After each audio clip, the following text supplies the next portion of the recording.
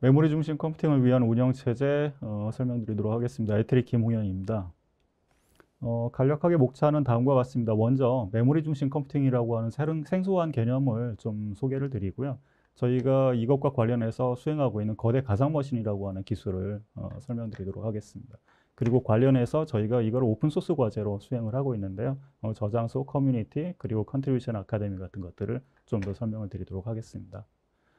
먼저 생소한 개념일 건데요. 메모리 중심 컴퓨팅이라고 하는 개념에 대해서 먼저 좀 설명을 간략하게 좀 드리도록 하겠습니다. 저희가 좀 새로운 응용들을 좀 관심을 가지고 있습니다. 그런 응용들의 대표적인 사례들 이렇게 세 가지를 가지고 왔는데요. 먼저 이제 소셜 네트워크, 뭐 페이스북이라든가 뭐 트위터 같은 것들이겠죠. 카카오톡 같은 경우도 마찬가지일 거고요.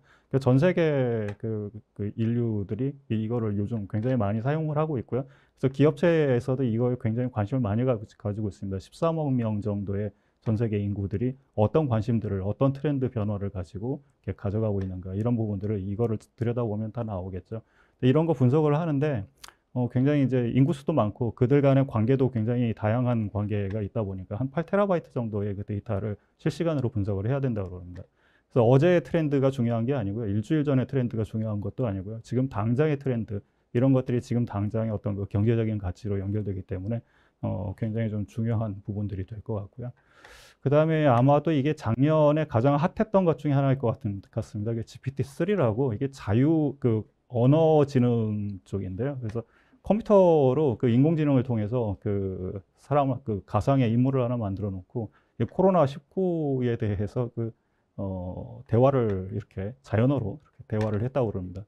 그래서 코로나19가 나왔을 때 이게 과연 어떤 비즈니스 같은 것들이 가장 큰 영향을 미치겠느냐, 뭐 이런 식의 굉장히 마치 사람과 대화하듯이 이렇게 대화를 했는데요. 이런 거에서 굉장히 자연스러운 대화를 했다고 그래요. 그래서 이게 학습을 하는데 한 175빌리언, 1750억 개 정도의 학습 파라미터들을 학습을 했다라고 하고요. 이것들을 그 데이터 메모리 양으로 환산을 해보면 약 한 700GB 정도를 실시간으로 접근을 하고 학습을 해야 하는 그런 규모다라고 합니다. 그리고 이제 휴먼 브레인 시뮬레이션 이런 부분들도 이제 진행이 되고 있어요. 사람의 뇌의 한 1% 정도를, 그리고 그 1% 정도의 1초 정도만을 시뮬레이션 하는데 지금 현재 그 전 세계 탑 1위를 하고 있는 슈퍼컴퓨터에서 한 40분 정도 걸린다고 그럽니다. 여기에서도 사람의 이 뉴런 모든 것들을 다 모델링을 해야 하기 때문에 약 한 17억 개 정도, 1% 정도를 모델링 하는데 한 17억 개 정도가 필요하고요. 이거 역시도 한 80페타바이트 정도의 데이터가 활용이 되었다고 합니다. 이런 데이터들의 이제 가장 큰 특징이 컴퓨팅도 굉장히 많지만 이렇게 접근해야 할 데이터들도 굉장히 많다라고 하는 이런 공통점들을 좀 가지고 있어요. 그래서 저희가 지금 관심을 가지고 있는 그 중에서도 단연 관심이 많은 쪽이 이제 이 머신러닝 쪽인데요. 이 딥러닝 쪽에서 메모리가 새로운 병목이 되어가고 있는 그런 상황입니다. 2017년도 기준이고요. 지금 현재 2021년도 기준으로 이 차트가 좀 약간 바뀌었는데요. 버트, GPT-3, GPT-4, 그리고 구글 스위치, 우다오 2.0에서 이 양들이 그동안에 이런 식으로 증가 추세와는 확연히 다르게 기하급수적으로 지금 현재 증가하고 있는 것이 보이실 것입니다. 그러니까 여기서 이제 저희가 그 관심 가지고 있는 거는 이런 것들을 쓰는데 GPU 가지고 학습을 하게 되는데요. GPU 한 개 가지고 당연히 이런 규모를 학습을 할 수가 없어요. 그래서 GPU를 여러 개를 갖다 쓰는데 가장 단순하게 일단 4개 정도 GPU 가지고 병렬 학습을 한다라고 해도 여기서 보면 파란색과 빨간색 부분으로 이렇게 나눠져 있는데 학습 모델별로 좀 다르긴 하지만 이게 실제 학습에 들어간 거고요. 여기 이 빨간색 부분이 GPU 간의 커뮤니케이션, 통신을 하는데 소요된 비용들이라고 합니다. 시간들이라고 합니다. 뭐 학습 모델마다 조금씩 다른데요. 작게는 한 20 몇 프로에서 큰 거는 한 70% 정도가 거의 대부분이 시간을 GPU 간의 커뮤니케이션 하느라고 소비를 하는 셈이죠. 이거를 이제 저희가 어떻게 생각을 하고 있냐면 이건 마치 뭐하고 똑같으냐면 사람들이 아무리 똑똑해도 대화하고 글로 뭔가 그 정보를 주고받고 하느라고 이게 사람들의 그 공동 그 작업을 할 때 그 효율이 떨어지는 것이 일반적이지 않습니까? 그래서 마치 이런 것들이 이제 지금 전통적으로 이제 프로세서 중심의 컴퓨팅은 이제 이런 형태라고 저희가 생각을 하고 있고, 그래서 CPU들이 여러 개가 있고 여기에 각각 CPU들한테 일들을 다 나눠주고 쪼개서 나눠주고 각각 따로따로 한 다음에 끝나고 나면 또 병합해야 되죠. 합쳐야 되죠. 이런 과정에서 필연적으로 통신이라고 하는 것이 수반될 수밖에 없는데요. 이 과정에서 이제 발생하는 비효율성이 이제 저희가 관심을 가지고 있는 그런 분야입니다. 심지어 이제 최근에 그 학회에서 발표된 거에 따르면 이런 그 커뮤니케이션 비효율성 때문에 발생하는 그 성능 저하가 작게는 50%에서 크게는 95%까지 떨어진다고 합니다. 그래서 한마디로 컴퓨팅의 능력이 100이라고 했을 때 최악의 경우 한 5 정도의 컴퓨팅 능력밖에를 활용을 하지 못하고 있는 그런 현황이라고 볼 수 있겠습니다. 그래서 저희가 지금 생각하고 있는 것은 이제 메모리 중심 컴퓨팅이라고 하는 것인데요. 이거는 뭐냐면 이 중간에다가 이렇게 거대한 기억 장소를 하나 갖다 놓고 프로세서들을 이 주위에다 이렇게 쭉 배치를 하는 겁니다. 이건 마치 뭐하고 그러면서 이 메모리 중앙에 있는 메모리와 이 프로세서들 간에 굉장히 그 하이 스피드의 커뮤니케이션 링크를 연결을 해서 컴퓨팅을 하는 것인데요. 이건 마치 뭐하고 똑같으냐면 사람들의 뇌를 이렇게 직결을 해놓으면 이렇게 텔레파시로 이렇게 연결을 해놓으면 사람들 간에 굳이 대화나 언어는 뭐 글이라든가 뭐 이런 그 커뮤니케이션 오버헤드가 없이 그냥 즉각 그 순간적으로 교감을 할 수가 있겠죠. 그래서 마치 그런 것과 같은 그런 컴퓨팅을 저희가 상상을 하고 그런 것들을 진행을 해나가고 있고요. 여기서 사람의 경우 텔레파시는 메모리, 사람의 기억을 공유를 하듯이 컴퓨터에서는 이 메모리 중심 컴퓨팅에서는 메모리를 공유를 하고 이 프로세서들이 주위에서 이렇게 활용을 하는 이런 형태의 그 모습을 저희가 진행을 해나가고 있습니다. 여기 이제 보시면 여기 이것들이 이제 업체 이것과 관련돼 가지고 이제 전 세계적인 글로벌 그 업체들의 목록들입니다. 여러 곳에서 참여를 해서 지금 현재 진행 중에 있고요. 이게 간략하게 메모리 중심 컴퓨팅에 대해서 소개를 드렸고요. 저희가 이런 맥락 속에서 저희가 이 거대 가상 머신이라고 하는 거를 하나 연구 개발을 하고 있는 상황입니다. 이게 뭐냐면은 여기 이제 이게 메모리 중심 컴퓨팅의 이제 그 구조, 간략한 구조가 되어 있는데요. 컴퓨터를 2대를 놓고요. 이렇게 양쪽에 그 가운데다가 공유하고 있는 메모리를 갖다 둡니다. 그러면서 심층 연결망이라고 불리는 이게 마치 텔레파시와 같은 역할을 해주는 굉장히 고속의 그리고 저지연의 그런 그 네트워크를 가지고 커뮤니케이션 링크를 가지고 이렇게 서로를 연결을 해주면 겉으로 보기에는 분명히 물리적으로 서버가 2대예요. 2대고 이제 연결이 되어 있는데 이 위에다가 일반적으로는 OS를 각각 이 서버들마다 따로따로 올려야 되는데 이 2개를 합쳐가지고 하나의 OS를 단일 OS를 올리게 되는 그런 구조를 저희가 진행을 하고 있고요. 이렇게 되면 물리적으로는 서버가 두 개지만 논리적으로는 서버가 한 대인 것처럼 대신 소용량 서버 2대를 묶어서 거대한 큰 용량 서버를 가상으로 구성을 할 수 있는 그런 기술이 되겠습니다. 그래서 거대 가상 머신이라고 하는 저희가 이쪽 소프트웨어를 개발을 하고 있고요. 아래쪽에 심층 연결망이라고 하는 텔레파시와 같은 이런 그 통신 연결망을 연구 중에 있습니다. 이렇게 되면 이제 고성능 응용 같은 것들을 돌릴 때 소용량의 서버들을 가지고 2대를 묶으면 훨씬 더 이 거대한 큰 용량의 대용량 서버를 사는 것보다 훨씬 더 비용 부담이 좀 주는 그런 경향들이 있어요. 그래서 이걸 가지고 이제 거대 용량의 서버를 구매하는 대신에 이렇게 묶어가지고 처리 성능도 향상하고 편의성도 증대하고 이런 것들을 저희가 생각을 하고 있습니다. 그래서 여기에서 이제 이런 종류의 컴퓨팅의 근간이 되는 것이 바로 이제 심층 연결망이라고 하는 것인데요. 이 왼쪽에 이제 기존의 그 프로세서 중심의 컴퓨팅이었어요. 여기서는 이제 저희가 심층 연결망에 꼭 대비되는 말로 표층 연결망이라고 하는 표현을 저희가 활용을 하고 있는데요. 이게 뭐냐면 컴퓨터 이렇게 2대가 있을 때 이 컴퓨터 2대 간의 연결을 이게 그 CPU가 있고 메모리가 있고 이 속에 이제 메모리 버스가 있습니다. 이건 이제 CPU와 메모리 그 자기 자신의 기억에 접근하기 위해서는 굉장히 빠른 속도로 연결을 링크가 연결이 되어 있는데요.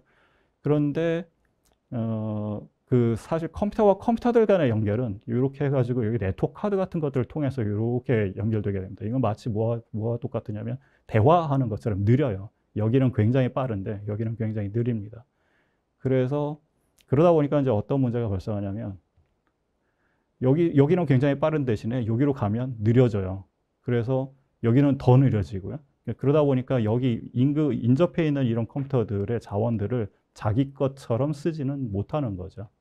그래서 대신에 저희가 이제 생각하고 있는 것은 여기 메모리, 이 CPU와 메모리 간에 직접 이 연결망을 직접 연장을 해서 옆에 있는 컴퓨터들끼리도 같이 이걸 가지고 연결을 해버리면 어떨까라고 하는 식으로 지금 진행을 하고 있고요. 이게 바로 저희가 생각하고 있는 이 심층 연결망입니다. 메모리 깊숙이, 컴퓨터 깊숙이에서 연결하는 마치 텔레파시와 같은 인터커넥트가 될 것 같고요. 그래서 마치 이렇게 되면 자기 메모리 접근은 굉장히 빠르고요. 그리고 아무래도 원격 메모리에 접근하는 건 이거보다는 조금 느리긴 하지만 그러나 이렇게 돌아서 가는 것보다는 훨씬 더 빠른 속도로 접근을 할 수 있을 거다라고 기대를 하고 있습니다. 그래서 옆에 있는 자원들을 이렇게 전부 다 합쳐가지고 하나의 그 자원인 것처럼 이렇게 쓰는 데는 이런 심층 연결망이 굉장히 지대한 역할을 할 거다라고 저희가 바라보고 있고요. 이런 하드웨어적인 인터커넥트 이 변화를 통해서 저희가 지금 현재 이런 모습을 가지고 있습니다. 이게 호스트, 이게 서버 하나, 서버 둘 이렇게 두 개를 묶어놨을 때 이거 실행된 모습인데요. 여기 이제 CPU들이 이제 그 4개 CPU 각각 그 서버별로 있다라고 할 때 여기 이제 게스트 버추얼 머신에서 CPU가 8개로 이렇게 모여서 가상 머신이 구성되어서 그 실행되고 있는 그런 모습입니다. 그래서 저희가 이 거대 가상 머신을 개발을 해서 지금 현재 그 돌아가고 있고요. 이 프로토타입을 하고 있는데요. 이게 지금 성능이 이제 이런 정도 측정이 되어 있는 그런 상황입니다. 이게 이제 한 CPU 10개를 가지고 있는 단일 서버의 성능이라기보다 그 단일 서버에서 어떤 이제 메모리 벤치마크를 돌렸을 때 그 수행되는 시간입니다. 수행 시간이 약 한 10 몇 초 정도 걸리죠. 그런데 이제 이게 10 플러스 10에서 프로세서 10개를 가지고 있는 서버 2대를 그냥 단순히 자이언트 VM 최초 가지고 저희 초기 버전 가지고 묶었을 때 성능이 한 200 정도로 주저앉습니다. 이렇게 수행 시간이 200이 되니까 안 좋은 거죠. 그래서 그런데 이제 저희가 최근에 이제 연구 개발을 이제 계속해서 이 시간을 계속 줄여서 2.5배 정도로 개선을 해서 이렇게 해나가고 있는 그런 상황이고요. 그래서 이것과 관련해서 저희가 이제 오픈소스로 이거를 개발을 해나가고 있습니다. 그래서 오픈소스 저장소라든가 커뮤니티들을 이제 이렇게 GitHub을 통해서 이렇게 소스 코드도 공개가 되어 있고요. 이 코드 공개되어 있는 것의 거의 대부분은 리눅스 커널, 그리고 QEMU, 그리고 KVM 관련된 코드들입니다.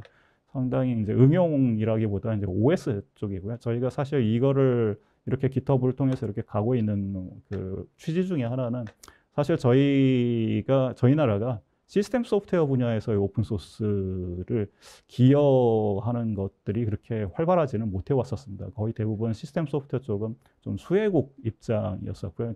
해외의 그 오픈소스들을 가져다가 좀 활용하는 그런 측면으로만 좀 머물러 있었었는데요. 그 OS라든가 시스템 소프트웨어 쪽은.